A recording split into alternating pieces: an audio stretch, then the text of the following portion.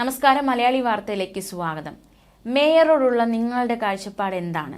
നിർണായക ചോദ്യവുമായി തിരുവനന്തപുരം മേയർ ആര്യ രാജേന്ദ്രൻ. മിണ്ടിയാൽ അഹങ്കാരി, മിണ്ടാതിരുന്നാൽ rubber stamp. ഇതാണോ മേയറോടുള്ള നിങ്ങളുടെ കാഴ്ചപ്പാട്?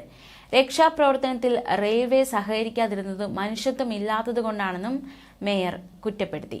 കോർപ്പറേഷനും സർക്കാർ സംവിധാനങ്ങളും പങ്കെടുത്തത് മനുഷ്യത്വം ഉള്ളതുകൊണ്ടാണെന്നും തോട്ടിൽ മാലിന്യം തള്ളുന്നത് തടയാൻ ജീവനക്കാരുടെ സെൽ രൂപീകരിക്കുമെന്നും മേയർ പറഞ്ഞു. 7 വാർഡുകളിലൂടെ കടന്നുപോകുന്ന തോട്ടിൽ മാലിന്യം തള്ളുന്നതും ശുചിമുറി മാലിന്യം ഒഴുക്കുന്നതും തടയാനായാണ് ജീവനക്കാരുടെ സെൽ രൂപീകരിച്ചത്.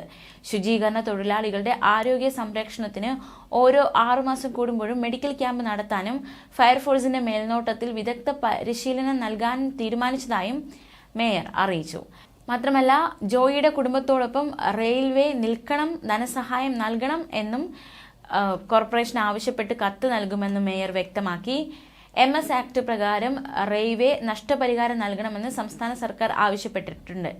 മുഖ്യമന്ത്രിയുടെ അധ്യക്ഷതയിൽ വ്യാഴാഴ്ച നടന്ന യോഗത്തിൽ റെയിൽവേ DRMനോട് ചീഫ് സെക്രട്ടറി ഇക്കാര്യം ചർച്ച ചെയ്തു. വ്യാഴാഴ്ച രാത്രി വനിതാ ജീവനക്കാരുടെ സ്ക്വാഡ് വിവിധയിടങ്ങളിൽ പരിശോധന നടത്തിയിരുന്നു. കോർപ്പറേഷൻ പ്രവർത്തനങ്ങളിൽ തുടർച്ചയായിട്ടായിരുന്നു പരിശോധന നടന്നത്.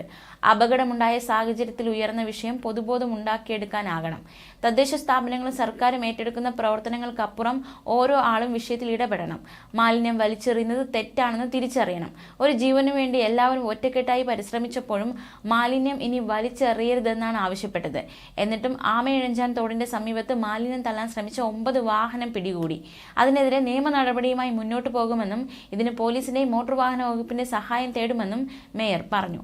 അഗ്നിരക്ഷാസേനയും കോർപ്പറേഷനും ചേർന്ന് ശുചീകരണ ആരോഗ്യ വിഭാഗം ജീവനക്കാർക്കും സുരക്ഷാ മാർഗങ്ങൾ സംബന്ധിച്ചുള്ള പരിശീലനം നൽകുമെന്നും മേയർ അറിയിച്ചു. വാർത്താ സമ്മേളനത്തിലായിരുന്നു മേയർ ഇക്കാര്യങ്ങളൊക്കെ വ്യക്തമാക്കിയത്.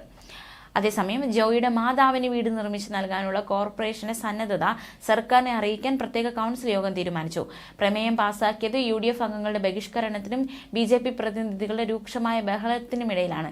സർക്കാരിന്റെ അനുമതിയും ഭൂമിയും കിട്ടിയാൽ സ്പോൺസർഷിപ്പ് വഴി ജോയിയുടെ മാതാവിന് വീട് നിർമ്മിച്ച് നൽകാനാണ് കോർപ്പറേഷന്റെ പദ്ധതി. ജോയിക്ക് ആദരാഞ്ജലി അർപ്പിച്ചും രക്ഷാപ്രവർത്തനത്തിൽ പങ്കെടുത്തവർക്ക് നന്ദി അറിയിച്ചുമാണ് യോഗം തുടങ്ങിയത്. രക്ഷാപ്രവർത്തനത്തിൽ പങ്കെടുത്ത DYFI പ്രവർത്തകർക്ക് മാത്രം നന്ദി പറഞ്ഞത് BJPയിലെ തിരുമല അനിൽ പരാമർശിച്ചിരുന്നു. ഇതോടെ ബഹളം തുടങ്ങി. ഇതിനിടെ 1 കോടി രൂപ നഷ്ടപരിഹാരം നൽകണമെന്ന് ആവശ്യപ്പെട്ട് പ്ലക്കാർഡുകൾ ഉയർത്തി BJP അംഗങ്ങൾ പ്രതിഷേധിക്കുകയും ചെയ്തു. ന്യൂസ് ഡെസ്ക്, മലയാളി വാർത്ത.